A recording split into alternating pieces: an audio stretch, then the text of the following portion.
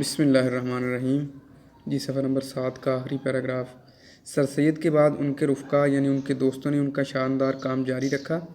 نواب محسن الملک، وقار الملک حالی، نذیر احمد، ذکاء اللہ شبلی وغیرہ نے تعلیمی، سیاسی اور ادبی خدمات سر انجام دی۔ ٹھیک ہے، ساری ادبی شخصیات جنہوں محسن الملک، وقار الملک آگے انہوں نے مسلم لیگ کی بنیاد رکھتے ہیں۔ یہ اس کے بعد جو ہے جگہ جگہ پر اجلاس ہوتے ہیں، جگہ جگہ پر ہم جو ہے انجمن حمایت اسلام جیسے جو ہے مجالس کا اہتمام کرتے ہیں، انجمنوں کا اہتمام کرتے ہیں۔ تو سر سید نے ایک روح پھونک دی تھی جو کہ ان کے رفقا کار نے آگے جاری رکھی، اور محسن الملک نے علی گڑھ کالج کو ترقی دی۔ وقار الملک نے ایک سیاسی جماعت کی تشکیل میں معاونت ہوئے۔ حالی کی مسدس نے ہندوستانی مسلمانوں کی زندگی میں انقلاب کی لہر حالی نے مسلمانوں کے عروج و زوال پر، نشیب و فراز پر جو ہے ایک مسدس لکھی، یعنی شاعری منظوم تاریخ لکھی تھی انہوں نے۔ ٹھیک ہے، مسدس آپ کو پتہ ہوگا، سیکنڈ ایئر کلاس بارہا دفعہ بتایا کہ ایسی نظم جس کا ہر بند 6 مصروں پر مشتمل ہو۔ تو حالی نے، اس کا نام مد و جذر اسلام بھی تھا، تو بعد میں اس کو مسدس حالی بھی کہا جانے لگا۔ اچھا، شبلی نے اسلامی تاریخ کے آئینے میں انہیں اپنی گزشتہ عظمت دکھا کر ان کے دلوں کو گرمایا۔ مولانا شبلی نعمانی نے مسلمانوں کو، جیسے حضرت اقبال نے ان کا روشن ماضی دکھایا تھا ان کو کہ تمہارے آباء و اجداد کیا تھے اور تم کیا کر رہے ہو، اس طرح کا مولانا شبلی نعمانی نے مسلمانوں کو جو ہے ان کے آباء و اجداد کی مثالیں دیں اور ان کے خون کو گرمایا۔ امیر علی نے اپنی انگریزی تصانیف سے مغربی حلقوں میں اسلام کی وقت پیدا کی، اور اس نے انگریزی میں مسلمانوں کی حقیقت کو اجاگر کیا، اسلام سے آشنا کروایا انگریزوں کو۔ علی گڑھ تحریک کی وجہ سے قوم میں کئی اور تحریکات شروع ہو گئیں، اختلافات ضرور رونما ہوئے، لیکن ایک حد تک یہ نئی زندگی کا نشان تھے۔ سر سید، امیر علی اور دیگر بزرگوں نے اسلام کو مغربی علوم سے اس طرح جا ملایا کہ اسے ایک ترقی یافتہ مذہب ثابت کیا، لیکن اس جدید علم الکلام کے رد عمل کے طور پر بعض مذہبی مسائل بروئے کار آئیں۔ ٹھیک ہے، مسیحی کوشش ہوتی ہے، تو کہتا ہے کہ اس نئے کارنامے کے لیے، اس نئے مذہب کے لیے جو ہے جی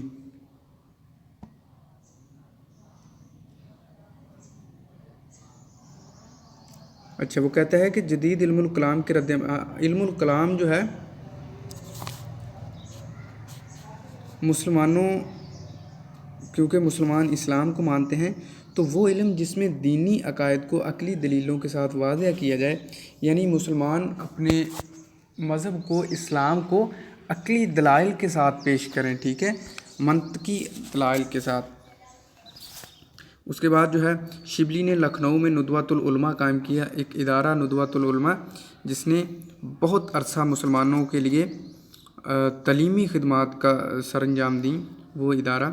اچھا، اس کے بعد جو ہے دیوبند میں علماء نے قدیم طرز کی درسگاہ بنا کر ملک میں قدیم اسلامی علوم کے چراغ روشن کیے۔ ان مسائل کا یہ نتیجہ ہوا، ان کوششوں کا یہ نتیجہ ہوا کہ مذہب سے بیگانگی بہت حد تک کم ہو گئی۔ یعنی وہ بات یہ کرنا چاہ رہے ہیں کہ مذہبی مدارس قائم کیے، علم الکلام جو ہے اس کے ذریعے مسلمانوں کے ذہنوں کو روشن کیا۔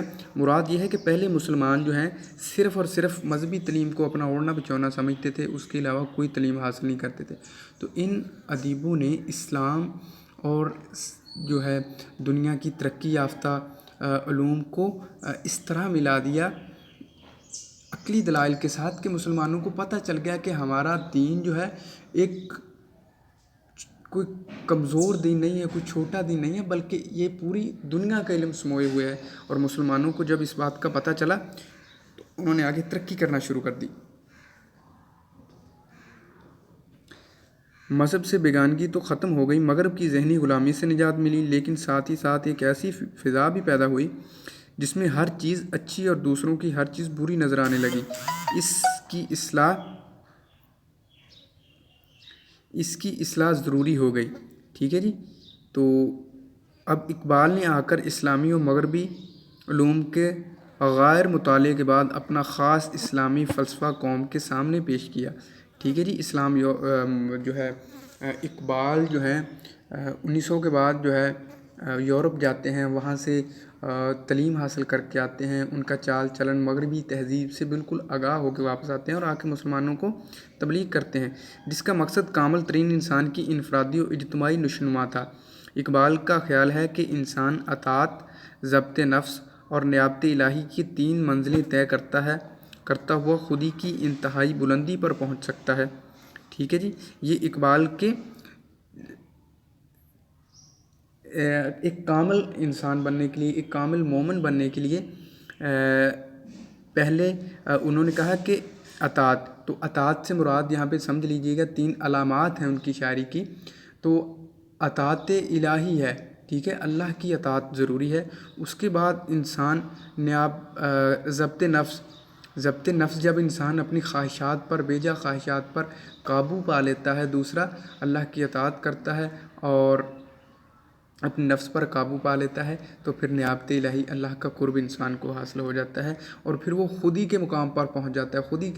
خودی کیا ہے راز درون حیات، خودی کیا ہے بیداری کائنات، خودی کا نشیمن تیرے دل میں ہے، فلک جس طرح آنکھ کے دل میں ہے۔ مراد یہ ہے کہ خودی انسان کا عرفان ذات ہے، انسان کی پہچان ہے، اپنی ذات کی پہچان کہ میں کیا ہوں، مجھے خدا نے کیوں پیدا کیا، میری زندگی کا مقصد کیا ہے، مقصد حیات کو پہچانا۔ اور جب انسان اپنے آپ کو پہچان لیتا ہے، انسان کو پتہ چل جاتا ہے کہ بندہ مومن اصل میں کیا چیز ہے، تو پھر انسان جو ہے وہ اللہ کا کامل ترین انسان اور مرد مومن بن جاتا ہے۔ اس ارتقاء سے مذہب کی رہنمائی کا درس ملتا ہے۔ اقبال کی 4 چیزوں پر زیادہ زور دیا۔ اول توحید، جس پر پورا ایمان عملاً انسان کو خوف و مایوسی سے آزاد کر دیتا ہے، اور توحید الہی، توحید انسانی پر تو فگن ہوتی ہے، ٹھیک ہے۔ اور دوم رسول اللہ صلی اللہ علیہ وسلم سے محبت اور ان کی تقلید ہے، یعنی پہلا اقبال نے توحید کہا، اللہ کو ایک ماننا، پھر نبی پاک صلی اللہ علیہ وسلم کو اللہ کا آخری نبی اور نبی پاک صلی اللہ علیہ وسلم کی مکمل اطاعت، کیونکہ قرآن بھی اس بات کی کہ اطیعوا اللہ و اطیعوا الرسول، اللہ کی اطاعت کرو اور رسول پاک صلی اللہ علیہ وسلم کی اطاعت کرو۔ اور کیونکہ پھر ایک جگہ ارشاد ہوتا ہے کہ نبی کی اطاعت ہی اللہ کی اطاعت ہے۔ اچھا، اس کے بعد توحید، اس کے بعد صوم، قرآن مجید کا مطالعہ اور اس کی تعلیمات کی پیروی ہے۔ چہارم رجائیت کیا ہوتا ہے، یعنی مایوسی نہیں کرنی اور امید کا دامن ہاتھ سے نہیں چھوڑنا، اور غم پسندی کو ترک کر کے امید، ہمت اور جرأت کی راہ اختیار کرنا ہے۔ تو اقبال نے سچے مومن کی یوں تعریف کی، ہر لحظہ ہے مومن کی نئی آن نئی شان، یعنی مسلمان ہر لحظہ اس کی شان بدلتی رہتی ہے، اللہ تعالیٰ اس کو وراء الورا، اعلیٰ سے اعلیٰ درجے پر فائز کرتا رہتا ہے۔ اور وہ کیسے؟ جب انسان کے اعمال کے ذریعے، گفتار میں، کردار میں اللہ کی برہان، یعنی وہ جب بات کرتا ہے، جو اس کا کردار ہوتا ہے وہ خدا کی کتاب کے مطابق ہوتا ہے۔ قہاری و غفاری و قدوسی و جبروت، یعنی اللہ تعالیٰ کی صفات، جو قہاری، غفار، قدوس، یہ اللہ تعالیٰ کی صفات ہیں، جب یہ بندہ مومن میں آ جاتی ہیں تو بندہ مکمل مسلمان بن جاتا ہے۔ جس سے جگر لالا میں ٹھنڈک ہو وہ شبنم، لالا کا پھول ہوتا ہے گلاب کی طرح، تو وہ کہتا ہے جس شبنم سے، جس پھول کے اندر جو ہے ٹھنڈک پیدا ہوتی ہے وہ شبنم مسلمان ہے۔ اور دریاؤں کے دل جس سے دہل جائیں وہ طوفان، جس طوفان سے دریاؤں کے دل ڈر جاتے ہیں وہ طوفان مسلمان کی ذات ہے۔